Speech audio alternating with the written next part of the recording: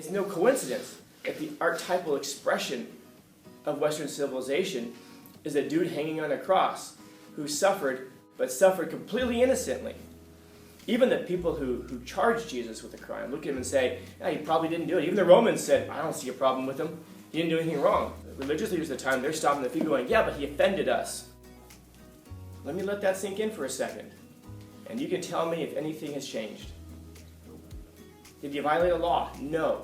Did he do anything? No. But he offended me. Therefore, he has to suffer and pay for what he did. According to the stories, did he know what was going to happen? Yeah. And what did he do? He walked into it anyway, willingly. He took it upon himself. He even carried his own cross, as the story says. That means something. Whether you believe the story or not is immaterial. The important thing is what's being expressed there psychologically. Is there a cross that you're carrying that someone has put on you, that you're suffering for something that it was not even your fault, you really didn't do anything wrong, and yet you're being forced to suffer for it? And by the way, what happens if you take that willingly? Do the people all of a sudden then go, okay, good enough, or do they pile more suffering on top of you? He assumes the suffering willingly. And there's nothing that's going to piss people off more than when they're doing something to you that you didn't deserve and you take it willingly. This is why I say that life is suffering. Because you can take the suffering and accept it, and then what's going to happen? People are going to pile more on you. Or you can fight back. And if you fight back, do you think you're going to end the suffering? No, you're going to create avenues for more suffering now. The question is, what kind of suffering do you want to do? Because once you create those avenues for more enemies, guess how you're going to behave? Probably just as wickedly as them. So those are going to be your two paths in life. You're going to suffer willingly and innocently. Or you're going to fight back angrily against it and be angry, be bitter, be resentful. And my God, if you have those characteristics, who knows what you're capable of? And I mean that. Who knows what you're capable of? You probably don't even know what you're capable of until you're in that position.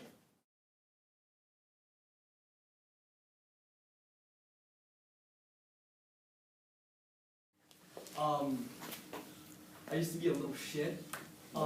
Used to be, okay. Used to, Okay. Is that back when you weren't self-aware also? yeah. Okay, go ahead. Yeah. Yeah. And even if it's your enemies telling you, your enemies are a pretty good gauge also of your character, by the way. People say, oh, only listen to your friends. The enemies are just haters. Yeah, but why do they hate you? Figure it out first. If your enemies think that you're an a-hole, maybe that's why they're your enemies. Because maybe you are one. Maybe that's why they don't like you. Maybe you're successful, and maybe they're just jealous of you. Sure, it's possible. But also maybe they don't like you because of that character flaw. It's possible. And again, it's not saying it is, but we can't just discount the words of our enemies. Remember, if you're going to be a person of knowledge, if you're going to be a person of wisdom, then you have to be willing to hate your friends and love your enemies. Others. So then there's something there where people who will want those accolades, they'll want that achievement, but they won't want the danger that goes along with it. And I guess that begs this question: what is it that frightens us about danger? It almost seems like a silly question, but it's not a bad question. No, it's a really good question. What are we afraid of? And it's that why at the end of it. So why are you afraid of that one thing? Like, what's the ultimate danger? Death. You're all going to die. So we've gotten that out of the way. So after that now, what are the other dangers? And what is it that why are we afraid of that thing? Death we can be afraid of either because we don't know what happens afterwards, or because it's the complete ending of something. It leaves us an unknown. But then the question after that becomes, what else are you afraid of and why? Torture. And why torture? Because it's, I don't know. Really, you don't know why you'd be afraid of torture? It's, Why would we be afraid of torture? It's worse than, what's that?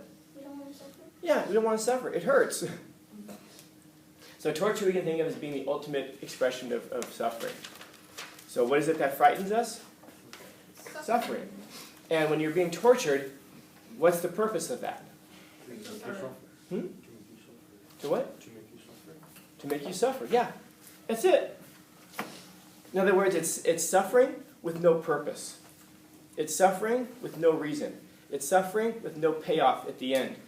It isn't that they're torturing you to make you better, so that you're being tortured to somehow come out stronger on the other end. It's suffering without reason, without purpose, without meaning. And that's something that terrifies us, because if we live this entire life, and then at the end of it, there's just unconsciousness, because everything that you do in this life is going to pass away. Every person that you love, everything that you've built up, everything that you strive towards is going to go away after you die. Maybe not immediately, like you might say, no, I'll be remembered because I donated a bunch of money to the school, and they're going to have a building with my name on it. How long is that building going to be here? They're going to knock that building down at some point, and they're going to name the next building after the next big donor. And so even then, no matter what monuments we build to ourselves, all of those monuments are going to go away. And that's the thing about death that terrifies us, is that we would go through this whole life, and at the end, it'll be like we never existed, no matter how much we do. If I were to ask you guys today, who's Nebuchadnezzar? And who can tell me who Nebuchadnezzar was? Exactly. Exactly. This was a guy who had conquered the entire known world of his day. And yet here we are 2,000 years later, and we don't know who the guy was. Outside of a few professors and people who were big fans of the Matrix movies, maybe, who bothered to look up what the Nebuchadnezzar was. You guys ever saw the Matrix? That's the name of the ship that they're on, the Nebuchadnezzar. And they maybe if you were particularly thoughtful, you might go, that's a strange name for a ship. Why would they have named it after them? And then you can go look it up, and you can see why they would have named the ship the Nebuchadnezzar in the Matrix. There's a reason for it. But outside of those few people, nobody knows who this person was. So I guess my question to you is going to be, what are you going to do that's greater than conquer the entire known world of your day? And so if you think that you're going to be remembered after your death, shortly, but not for very long. Especially not for very long in the grand scheme of the universe. So when we ask this question, why am I living? The thing that terrifies us about death is that it ends, and then it turns out there was no meaning for it. There was no purpose for it. That's the thing that terrifies us about torture. The thing that terrifies us about torture is that we're suffering for no reason. If it turns out there's no life after death, then that means that we suffered in this life for no reason. That's the thing that scares us. Because we want there to be some kind of a purpose for our suffering. This is why, even if we don't understand it, and even if we don't entirely mean it, we're going to repeat that phrase from Nietzsche, what doesn't kill me makes me stronger, and maybe we'll repeat that mantra, maybe we'll even post it on our Instagram in the midst of suffering, because we want to believe it's true. And then that way there's a reason for the suffering, maybe there's a reason for the things that we're going through. And hopefully at the end of all the reason, the purpose is that it makes us better. And ultimately, maybe even, prolongs our life. Yeah. When you were talking about that, I was thinking that maybe that's why certain religions have like a heaven or hell. Maybe it's supposed to give some sort of meaning at the end of your life instead of there just being nothing. Maybe that would be one of the major disappointments of if God doesn't exist. Then there's no afterlife and there's nothing after you at the end. Yeah. And there becomes no meaning for your suffering. If you're suffering, if you guys are, for example, Christian in here, any of those denominations, and you suffer in this life, what's your payoff at the end? Heaven. Heaven. Yeah. You suffer in this life, and you suffer for the right reasons, you get to go to heaven. And if you're mean and you're making people suffering, if you're the source of the suffering, don't miss that. We're looking at suffering as like this archetypal expression of human existence. What is it to live? Well, to live is to suffer. To suffer is to live. You can't suffer without being alive. You can't be alive without suffering. And these two things walk hand in hand. Stop me if you've heard this before. Life is suffering. You don't get to choose not to suffer, but you can choose what you're going to suffer for. Now, at the end of all of it, if you've lived and you've suffered, there's some kind of payoff at the end of all of it, which is heaven. So now your suffering has a meaning. Your suffering has a purpose. Your suffering did, in fact, make you better because you have this reward of eternal bliss. The idea is that a little bit of suffering now, a little bit of poison now, makes you better in the long run. It actually nourishes your soul in the long run. And it's it's no coincidence that the archetypal expression of Western civilization is a dude hanging on a cross who suffered for no good reason. Well, there's a good reason, sorry, but suffered completely innocently. Even the people who charged Jesus with a crime look at him and say, yeah, he probably didn't do it. Even the Romans said, I don't see a problem with him. He didn't do anything wrong. And then, of course, the religious leaders of the time, they're stopping the feet going, yeah, but he offended us. Wow, he offended you? Yeah. Did he violate your laws? No. Did he do anything? Did he try to overthrow you? No. Well, then what did he do? He offended us, and therefore he must pay. Let me let that sink in for a second. And you can tell me if anything has changed. Did he violate a law? No. Did he do anything? No. But he offended me. Therefore, he has to suffer and pay for what he did. And so what do? They don't just say, okay, off with his head, boom. No. They carry out the worst possible method of torture that they can come up with. And they don't just do a normal crucifixion. They go over the top with it. And they add in extra layers of suffering to someone who did nothing wrong. Even by their own mouths, he did nothing wrong except for offend them. And it's no coincidence that that's the archetypal expression of human civilization. I'm sorry, Western civilization. The person who suffers entirely innocently. And here's the interesting thing too. According to the stories, did he know what was going to happen? Yeah. And what did he do? He walked into it anyway. Willingly, he adopted the suffering. And he walked forward. He took it upon himself. He even carried his own cross, as the story says. That means something. Whether you believe the story or not is immaterial. The important thing is what's being expressed there psychologically. Is there a cross that you're carrying that someone has put on you, that you're suffering for something that it was not even your fault, you really didn't do anything wrong, and yet you're being forced to suffer for it? And by the way, what happens if you take that willingly? Do the people all of a sudden then go, okay, good enough, or do they pile more suffering on top of you?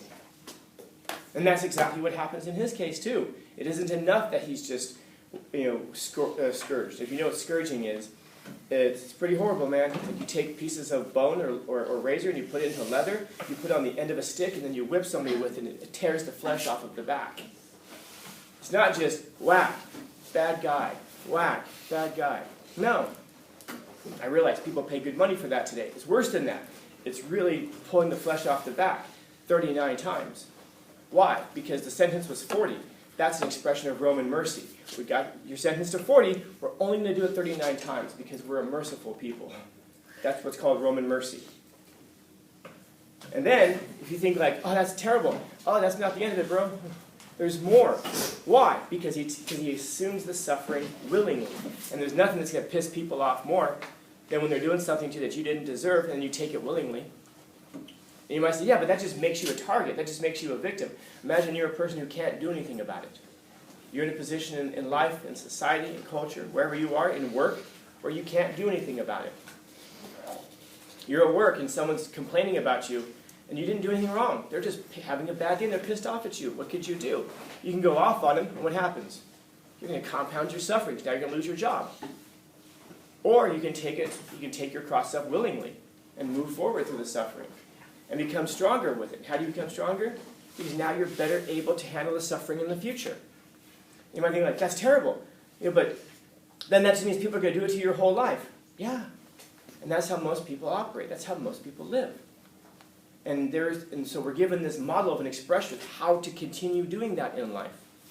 No matter how innocent you are, because you can always look at that and go, my goodness, I'm getting yelled at work, and they're threatening to fire me. I didn't do anything wrong. I guess I would ask you, are you any more innocent than that icon that's hanging on the wall of your church? Are you more innocent than that person was?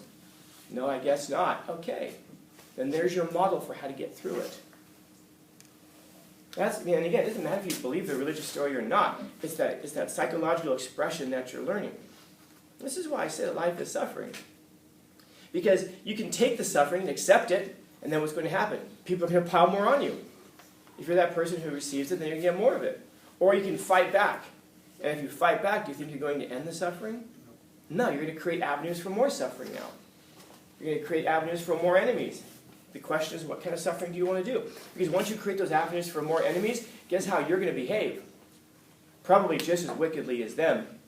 So those are going to be your two paths in life. You're going to suffer willingly and innocently and probably get more crap piled on top of you.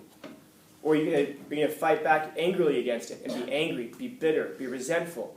And my God, if you have those characteristics, who knows what you're capable of? And I mean that. Who knows what you're capable of? You probably don't even know what you're capable of until you're in that position. And then once you are, you can look back on it and say, yeah, I stopped them from doing that to me. And I guess I'm going to ask you, what did they turn you into? Or better yet, what did you allow yourself to be turned into?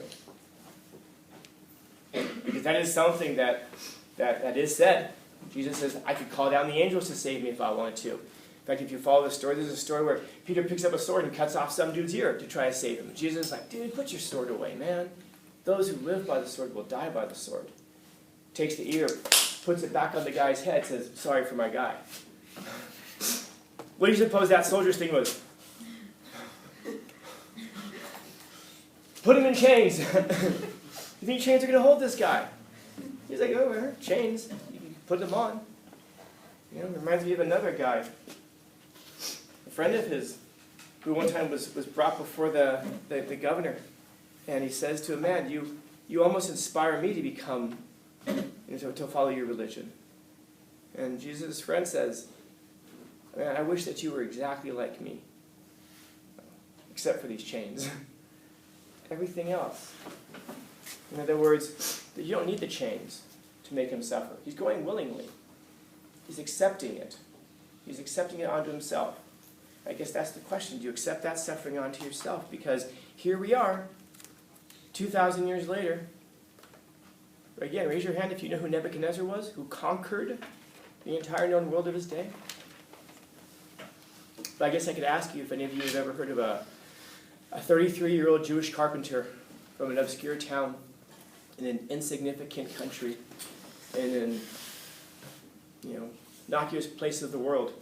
And here we are 2,000 years later in 2023, and our calendar is based on his life. A guy who said, put down the sword, man. You don't need that. But took on suffering willingly. And yet, we remember that guy's name. 2 billion followers of this person today. Never picked up a sword, never conquered. Yeah, you can pick up weapons to defend yourself. There's a danger that's there. But what are you going to suffer for? What are you going to suffer for? Is that really the easy way out? Is it really the easy way out? Shrinking from danger. Is that really the easy way out? Imagine if Jesus is there praying in Gethsemane and he's told, dude, the soldiers are on their way. And Jesus is like, true story? Right, true story. Where are they coming from? That direction. All right, let's bounce this way. The end. Imagine if Socrates is sentenced to death and his students came to him and said, hey, we've bribed the guards. We can get you out of here, Socrates. We can take you to Corinth. And Socrates is like, no doubt, no doubt. All right, son, let's bounce. And Socrates bounces. I wonder how many of us remember the name of Socrates. Remember that, what was his name? Remember that philosopher who stood up to the Athenian government and spoke truth and almost brought down the civilization? Remember that guy's name? No. Yeah, me neither. Because he bounced. And so what that means is that sometimes you're going to have to fall on the sword and you're going to have to die for your principles. Don't you remembered? This is one of the ways you do it. But who cares if you remember? I guess the question is, did you do the right thing? Because what's done well is done forever. Do you do the right thing? Or do you try to self-preserve? Because I'm going to tell you something. There is no easy way out. If you survive, you run away, you might survive. And then you're going to pay for that with the rest of your life, knowing that you ran and that you didn't stand for something. And that even if you got to live longer, I mean, what matters long life? All of us are staring down the tunnel of the infinite right now. We're all looking down eternity right now. None of us is going to live forever. We're all going to die. No matter how long you live, it's not going to be long enough. And we're all staring down that every day. So I guess I would ask you, what matters long life? What matters if you live 33 years and don't make a mark? What matters if you live 100 years and don't make a mark? In fact, what matters if you live 20 and you betray yourself? And which, by the way, all of us do that at some point. We all betray our principles in some way at some point. The question is, are you going to bounce back from that? But yeah, you can, stop me if you've heard this before. Life is suffering. Because there's no easy way out. You're going to suffer for something good, or you're going to suffer from something bad. You can suffer from the pain of regret, or you can suffer from the pain of standing up for your principles. You can run away, or you can be Jesus, or you can be Socrates, or you can start naming people down the line. If you remember, what happens if you try to change the world? You're going to get shot. Remember this? Yeah. What happens if you just shut up and get in line? You will get to live longer. Eating processed packaged foods, consuming pre-prescribed media, and you'll be fine. I don't know if there's anything worse in life than just fine. You know? There is a prize for courage. There is a prize for courage, but you'll never know it until you win that race. First, you gotta run it.